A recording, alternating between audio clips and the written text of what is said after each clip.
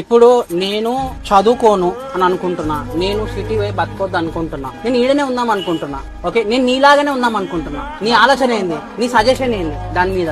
నాలాగా ఉంటే నాకు ఇప్పుడు నేనంటే ఓపికతోటి చేసిన నాకు అందరికి తెలుసు. ఒక ఆయన ఏం రా మంగళవాడు అంటాడు, అది పడాలి. ఒకడేమంటాడు మంచోడు రా అంటాడు, ఒకడే కోపస్తులు ఉంటారు.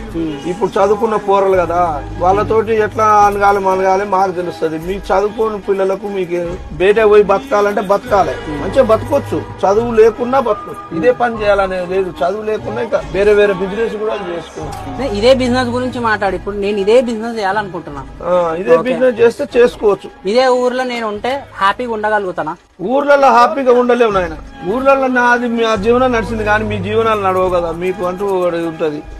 బయట పోతే 10 రూపాయలు షాప్ పెట్టుకున్నావా, లేకపోతే నీ చేతిలో డబ్బు ఉంటే ఒక షాప్ పెట్టుకొని మెయింటెనెన్స్ చేసి ఇద్దరు కస్టమర్లు వర్కర్లను పెట్టుకొని కూడా మెయింటెనెన్స్ చేసుకోవచ్చు.